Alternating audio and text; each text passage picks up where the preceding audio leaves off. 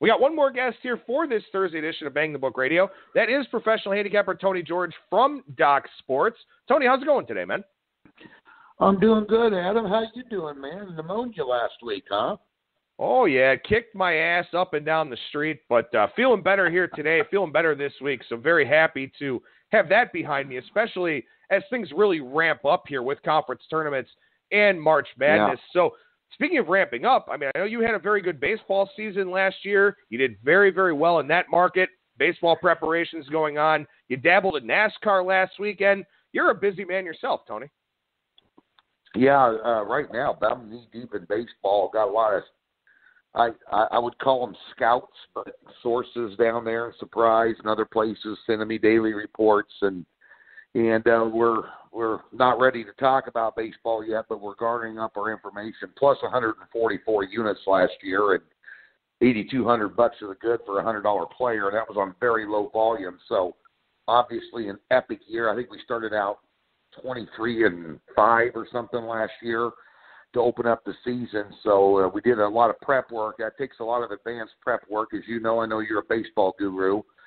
So nonetheless, I'm excited about that, but knee-deep in it. And, of course, March Madness basically starts tomorrow, but it's already maddening in college basketball with these results coming in. I've been getting my ass kicked all week, and so, you know, looking forward to shake off the dust here a little bit and gear up towards March Madness, as obviously it's an entirely different animal, the handicap here, when you're looking at conference tournaments and postseason, you know, tournaments as well. So, yeah, lots going on. Well, we'll talk a little bit about college basketball versus the NBA a little bit later in the segment. I do want to touch on NASCAR because I'm kind of curious about this. I never really pegged you for a NASCAR guy, but, you know, if there's value and, you know, money to be made, you know, it's certainly worth taking the time to do that. What's the deal with NASCAR, man? What got you into that? Well, I'll tell you what. First of all, I've always been a fan, and I always kind of reserve that for just being a fan. You know, just it's you can't.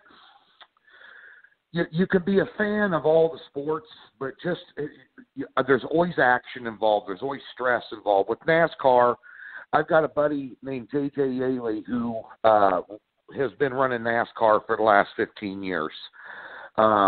He started out in won the Triple Crown and USAC dirt track guy, one of the few guys to Tony Stewart, him and A.J. Foyt have done it.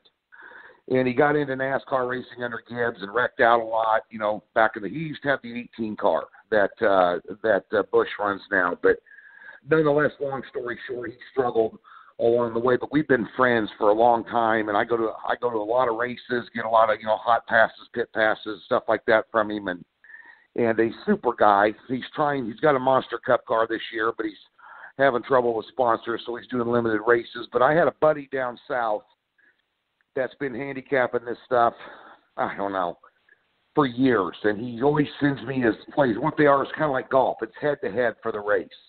You know, Kurt Busch, minus 130 over Ryan Blaney. So you match drivers head-to-head. And he hit like 62 or 63% of these things last year. And he was just sending them to me, always telling me he wants me to start a program and we'll split things 50-50, that sort of deal. I said, well, let's see how you do this year. Well, last year he did real well. And, you know, the ones he lost basically is because somebody blew an engine or got wrecked out. And even then they were leading over their opponent. And I'm like, that's impressive. So, you know, I just decided this year to bring him on. Doc Sports has got a lot of diversity in handicappers and what they bring to the table in terms of, you know, international sports handicapping and stuff like that. And so I decided to bring him on board, and we waited on the Daytona 500. Restrictor plate racing is kind of a crapshoot because, you know, basically they make all the cars even, for lack of a better term, because of the draft. So, you know, Team A doesn't have a Hendrick motor in their car. They've got a Ernie Evans motor, and it's, you know, 5 to 15 horse less in power than the other one, and that makes a big difference in a race as it goes along. But in restrictor plate racing, it's all drafting, and anybody can run with anybody. So we waited on that. And, of course, he went 2-0 in that race with his picks. Even though everybody was wrecking out, he still did well. So we put out the Atlanta race last week, and by gosh, you know, he went 3-0. He was big on Kurt Busch in that race. This is one of these guys that knows the crew chief, the car, the engine in the car, the guy that changes the tires, the gas man. I mean, he just knows everything about this inside and out, follows it meticulously, just a real gearhead. So we brought him on board and this year, and he out of the gate, he did real well. And I just thought it was a little bit of a program. You know, NASCAR obviously is a very popular sport, and there are people out there wanting that product. And we had, we had a real good response to it when we put it up for the first time without any warning at all, actually, just put it up. And we had real good response. And, of course, they'll be back this week. And, of course, I'll be going down to the race in Vegas this week. Well, nice. Definitely wish you guys the best with that and hope it works out for you over at Doc Sports. And it sort of leads me into another question here. I got a listener question early on in the week about bankroll management and using the same bankroll and same bet size for each sport, because all of us have strengths, all of us have weaknesses. A lot of times you'd like to maximize those as much as you can. So, Tony, is your unit size the same across all of the sports? No. Pro sports, my bankroll is always bigger. They're easier to predict, in my opinion. Your college basketball has never been a huge strong suit in terms. I've had a couple years, where we've been the number one guy in March Madness and stuff, because it's 27 years of doing it. The postseasons. I've just been there, done it, bought the whole T-shirt factory, and I've just seen certain scenarios. They always play out. One of those things, Adam, when you're watching a game going, I've seen this movie before. I know how it turns out. Halfway through the game, you know what's going to happen, which is nice with halftime betting and stuff. But at the end of the day, college basketball, I flat bet everything for the most part. We don't have games of the year and very often. I'm pretty much 90% of the time I'll flat bet. If I'm up on the house, I like something a whole lot where I think the line, you have an overlay that's just ridiculous. We'll double up or triple up a normal wager. But, for instance, college basketball, my bankroll is set up to where I'm going to do my average wager is $200 to $300, wherein, the NBA, my average bankroll is $500, and here we are up plus 90. I think, 97 units yesterday. We lost last night on Boston. That was our first loss since the All-Star break. A big role in the NBA. So I up those wagers a little bit in the sports I'm strong in, but, flat bet across the board for the most part. And my bankroll for the NBA, my bankroll for Major League Baseball, and my bankroll and my unit wagering matrix is different for pro sports, NBA, NFL, Major League Baseball, obviously. And that's a little tricky with the money line and all that, but, we don't ever stretch ourselves out too much on that. But college sports, there's just too many. It's college sports to me, and I'm going to have to do some adaptation this year. But college sports, there's just so much parity. It's unbelievable. I mean, it's just hard to lay anything over 5 or 6 points here because there's just not that much separation between teams. You got to look at scheduling and game scenarios more than anything. But, so it's a little bit less in college, a little bit more in pro, basically, to answer your question. So do you keep that consistent over the course of the season, or will you sort of, let's say that you're up, 100 units or something like that. Will you adjust your unit size maybe up a percentage or two because you're having a good year, or do you keep it consistent? Yeah, I pretty much keep it consistent, but like last year I was so epic in college in Major League Baseball. I was just so dialed in that I upped it a couple $100 a bet, and it just kept compounding. We just had a great year in Major League Baseball. 144 units for the season. That's documented. I'm not blowing smoke up your ass. That's the real deal. And in the NBA right now, we've upped it up a little bit to cover up for a bad college basketball season. My NBA right now is, 39 and I can't remember, 36 and 18 run or something like that, and hit 5 out of our last 6 top plays, and just we haven't had the main thing's consistency, and we haven't had back-to-back losing cards. I've only had 2 back-to-back losing cards since December 28th. You know, that's the only time we've won. We've lost last night. We got a game tonight. I haven't lost back-to-back cards. So, and on the other side of the coin, college basketball second. So I'm dropping the unit rating there in terms of money per unit that I'm wagering, but in the NBA I'm increasing it. So it's kind of the same. I'm just sliding some more money into one sport and taking away some from another. Had another interesting listener question earlier on in the week here. The example that was used was, let's say if you get a line at -4 and it goes up to -8, we all talk about having value. But as the listener pointed out here, wouldn't the value be taking advantage of that additional equity and either looking to middle or maybe doing a partial middle as a quasi-hedge, something like that? So what are your thoughts on that, Tony, where let's say you've got, 4 points of closing line value. Are you happy to take that with the increased probability of winning your bet, or do you look to sort of take advantage of that enhanced equity?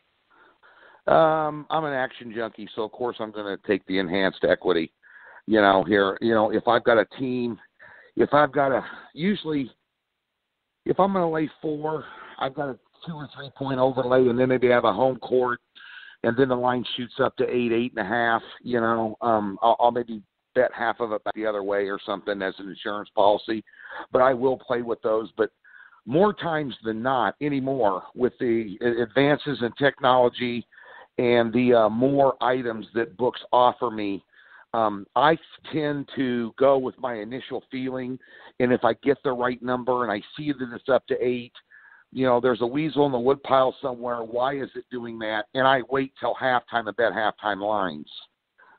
Just being able to have the ability, and I know there's guys, online you can do this too, but out here you have an app, on your phone. It's all legal in Vegas. And, like last night, Golden State getting waxed. Then they're -9.5 at halftime, and they cover that, and so they're not going to play that bad in the second half. Or you may, through experience, realize that maybe it's going to be more of the same because they decided to sit Durant or, whatever the scenario might be. But more times than not, if I get a 4 or 5 point swing, which is not uncommon in the NBA, especially in the totals arena, an opening line total versus, a closing line. So the other day, it was only a 2 point swing, but I had Denver, Oklahoma City under 236. And I really liked the under in that game. It landed on 233. We won it. But during the day, it went up to as high as 239 before it ended up settling at 238.5. And I went ahead and bet it again because I really liked it. It was a top play of mine this week. It was a big 6-unit play. So, sometimes now I want to try to middle it, but I'll also, if I think there's some real value, if I thought there was value at 236, there's even more value at 238.5.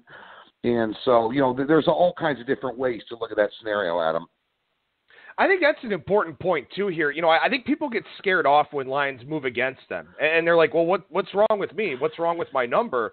Maybe there's just a difference of opinion sometimes, and maybe you're going to be right. And I think that's something that's really hard for a lot of handicappers, from novice to most seasoned professional, is to trust that number and trust that position, even if it goes against you sometimes. Yeah, and that one there, I trusted it. It's kind of like I handicapped it, and it came in at 228. That was the total it came in at. My power number was 228. I'm sitting there at 236. That is a 6-point overlay in power rating against the spread, and that is a significant number. When you're handy, because these lines are so sharp, Adam. You do this for a living. These lines are so sharp, they're landing.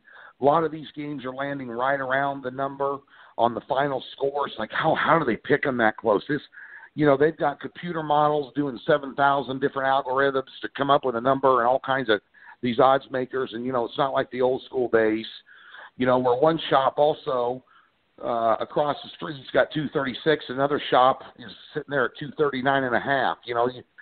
There's a lot of consistency in even lines, no matter where you're shopping them now, because all the information and this, that, and the other. But at the end of the day, when I handicap a number, it's kind of like if you got the yips in putting, 2-foot putt, just trust your line, trust your swing. Same thing when you're handicapping these games. Trust your handicap. You know, I had this at 228. It went from an overlay of 6 all the way up to almost an overlay of 8. I trusted my handicap, and I went ahead and put some more money down on it. You know, and it's hard to do because you start second guessing. I handicapped this thing for 3 hours. Now all of a sudden it's shooting up. Why? You know, I go back, I double check. Well, man, is there some late news? Is, you know, Jokic not playing? Is somebody not playing? Is somebody have the flu? Have they decided mid-afternoon to rest players, rest their starters in a meaningless game? You know, and that, of course, the game against Oklahoma City and Denver we're discussing, where the line shot up, and I doubled down on it. It was a simple fact that there wasn't any of those things going on. It just was the public was driving the line, you know, to up and taking, you know, the over. And for whatever reason, you know, I disagreed with them. I trusted what I handicapped, and no news popped up that changed that. You know, I'm going to go with it. You know, and I'm pretty good in the NBA, to say the least. And I thought there was some real value there by doubling down on it. All right, so let's talk college for a minute here, because conference tournaments start on Monday with the Atlantic Sun Conference, a conference that previously was only lined for the conference tournament, now has been lined for the entire regular season. Patriot, Big South, and Horizon start on Tuesday, Northeast and Ohio Wednesday. Then on Thursday, Arch Madness gets underway for the Missouri Valley. The MAAC and the West Coast Conference also get underway a week from today. So with that in mind, Tony, a lot of small conferences wrapping up the regular season here this weekend. Do you approach those games differently than you've approached the rest of conference play? Well, not really. Still, a handicap's a handicap. You know, and I read your email, and I thought about, you know, hey, Tony, I want to talk about this. And I thought about it and then thought back on how I do things, you know, for these conference tournaments. And at the smaller conference tournaments are always up for grabs. You know, the only one that I really concern myself with, as you know, is the Missouri Valley. You know, and I've been successful at that. You've got 3 teams let's just take the Missouri Valley. You've got 3 teams here fighting for their life, you know, and for the top spot. And you've got Drake and Illinois, Chicago tied, and you got Mo State 1 game out. And Mo State lost last night, and Drake and Illinois, Chicago both won. So, you know, I'm still worried about the regular season title, because all 3 of these teams are going to bring it. Ironically, you know, Mo State, who's a game out in this conference, has got to play Drake this weekend, and Drake's on the road, you know, and then you've got Illinois, Chicago, you know, they have Bradley at home, so you know Drake knows that Illinois, Chicago's playing at home. They got to go on the road against a team they've already beat by 11.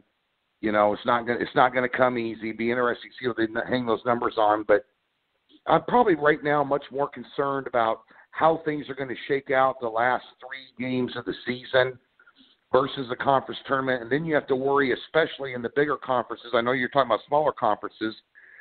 You have to worry in the bigger conferences, you know, if Michigan State, or let's say Michigan's playing Nebraska tonight, you know, and they're 1 game behind Sparty, but sitting in 3rd place in that conference, they're going to be wanting to win the regular season title. Then you have to worry, once they do that, you know, what they're going to do in the conference tournament. Do they really care about winning it, this, that, and the other? Now, these small conferences, the only difference with them versus the big conferences is I don't think Duke gives a rat's ass if they end up winning the conference term or not, and blowing their brains out and, you know, running themselves into the ground trying to beat North Carolina or Virginia and, you know, double overtime, and then, you know, 4 days later got to turn around and go play a first-round game. I don't know what their motivation is, but these small conferences where you've got 2 or 3 teams vying for the top spot, where there's a game between them, separation, all those teams are going to be gunning, you know, for a conference tournament title, or that sends them to the NCAA tournament. So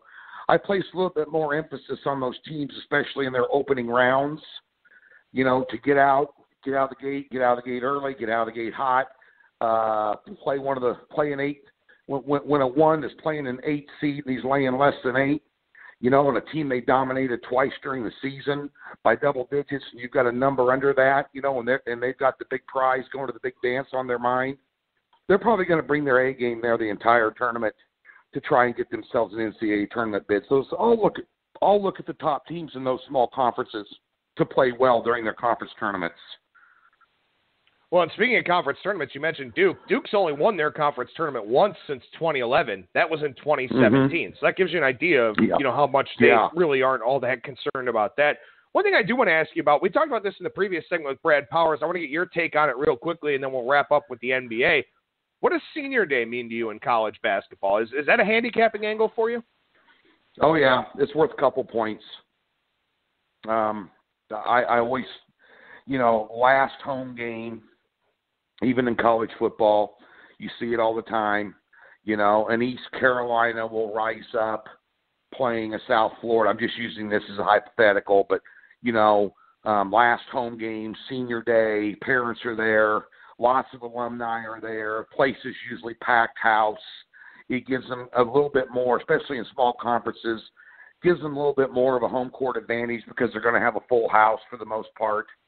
And just a lot of extra juice and adrenaline flowing. And, that's the one thing you always try and figure out when you're handicapping sports, especially college basketball, which to me has just been an enigma wrapped in a riddle all year this year. You always wonder, and I know you do this, I wonder if they're going to be motivated for this game. Or I wonder who's going to show up, Team A or Team B. And we're talking about the same team. Well, on senior day, senior night, with that scenario around, you usually get their best effort. And that's something you can handicap into a game. I think it's worth a couple of points.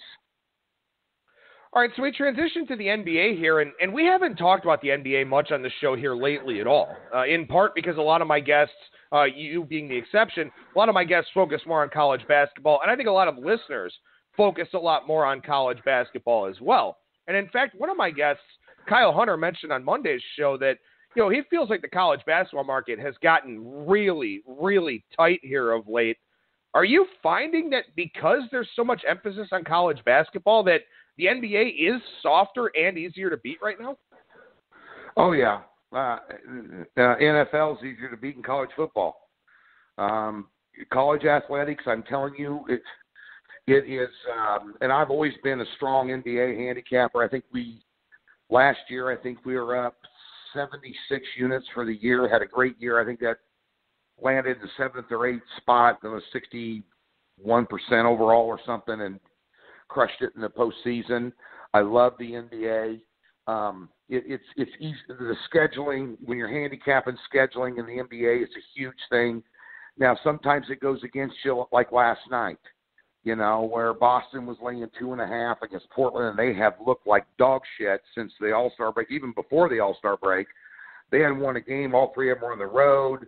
They had played Toronto and Philadelphia in that stretch, which are a couple of the top teams in the East, along with Boston.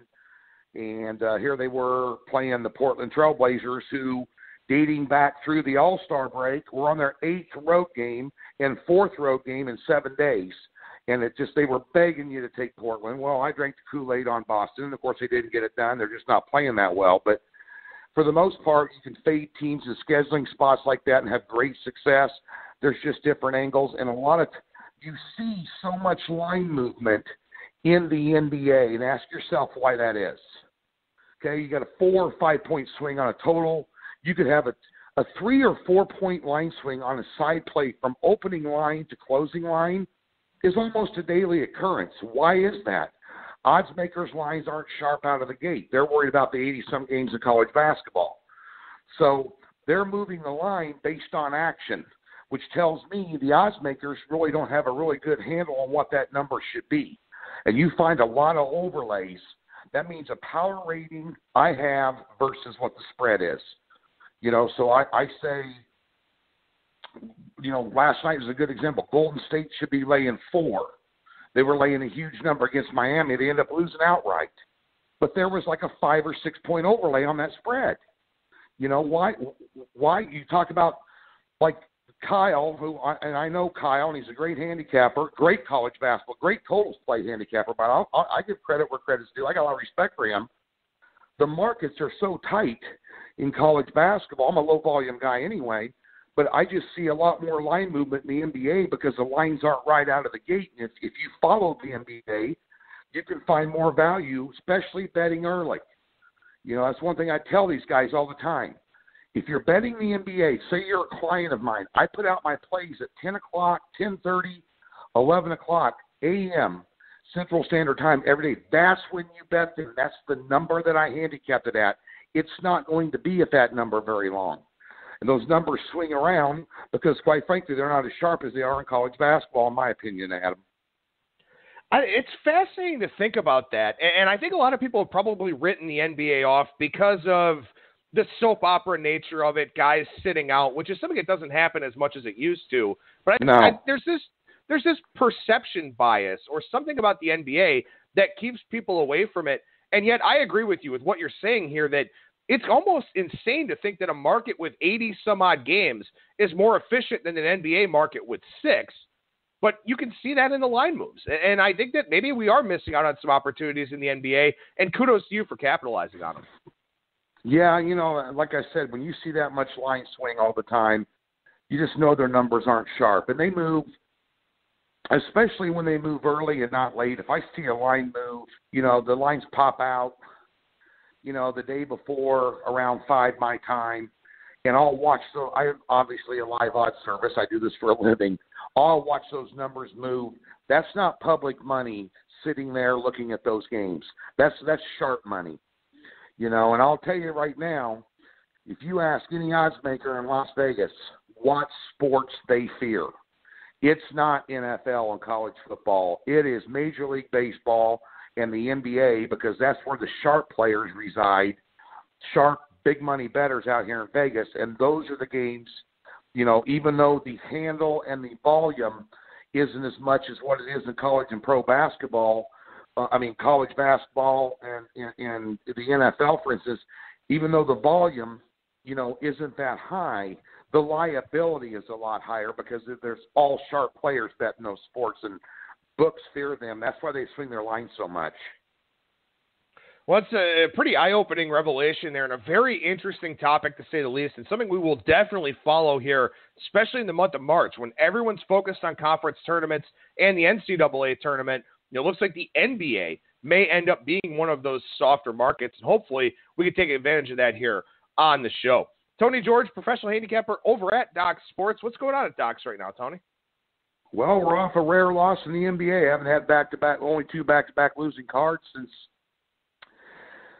like I said, December 28th of last year. It's hard to believe it's already March. St. Patty's Day and March Madness around the corner, so expect a solid bounce back tonight in that. And I got a doubleheader in college basketball. We were up positive units, and now we're down like 7 units on the season. It has been a tumultuous college basketball season, so I'm going to small conference action tonight. It's the first half line action, and going to bounce back there. And, of course, those of you interested in the NASCAR, we're going to have a card this weekend for Las Vegas again. Of course, they're guaranteed. Be sure and get over to Doc's and check that out. And, of course, tons of free information over there, Adam, much like Bang the Book. Tons of free information and game write-ups and tons of free plays over there. And, of course, my YouTube video is up every day over at YouTube. Just type in my name, and you'll find a free play every day over there as well. Tony George is working and find exclusively at Doc Sports and there on his on his YouTube page. Then also you can follow him on Twitter at TGeorgeSports. Tony, appreciate the time as always, man. Thank you so much. Great conversation today. We'll talk to you again next week. Okay, Adam. Take care.